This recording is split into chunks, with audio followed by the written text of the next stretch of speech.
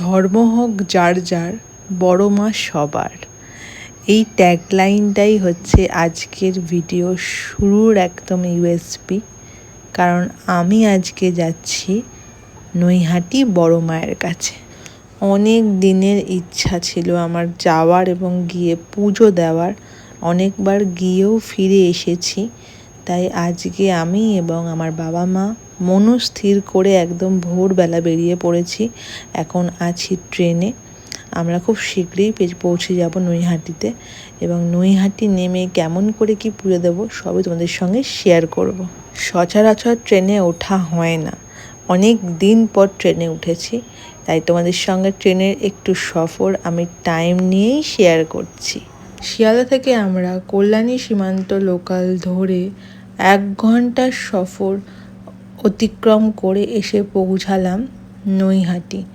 তো নৈহাটিতে নেমেই আমরা একটা এক্সেলেটার পেয়ে গেছিলাম, যেখান থেকে প্রবেশপথ লেখা ছিল বড় মায়ের মন্দিরের। তো আমরা প্ল্যাটফর্ম চেঞ্জ করে তারপরে ডালা আমরা নিয়েই এসেছিলাম, জাস্ট কিছু জিনিসপত্র আরও বাকি ছিল কেনা, সেটা আমরা কিনলাম। অ্যান্ড এই দেখো, এটা হচ্ছে মন্দির।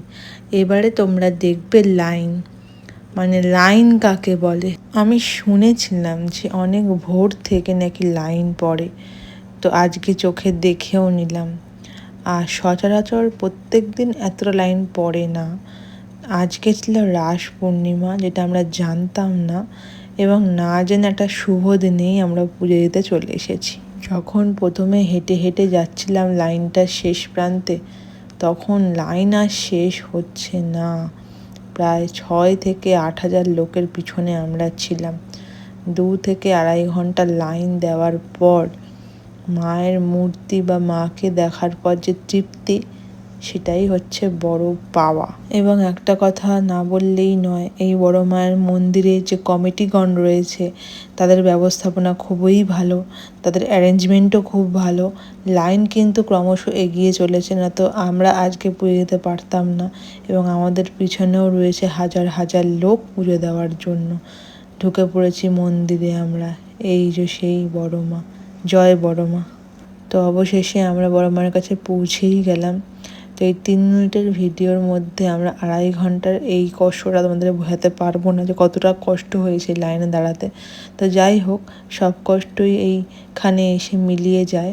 আমরা মায়ের একদম সামনে গিয়ে পুজো দিয়ে বেরিয়ে এলাম। অ্যান্ড এখন এখানে দেখো সবাই ডন্ডি কাটছে। ডন্ডি সকাল থেকেই কাটছে, আর ডন্ডির লোকদানের স্পেশাল ব্যবস্থা কিন্তু রয়েছে। আলটিমেটলি উপোস করার পর এই কচুরি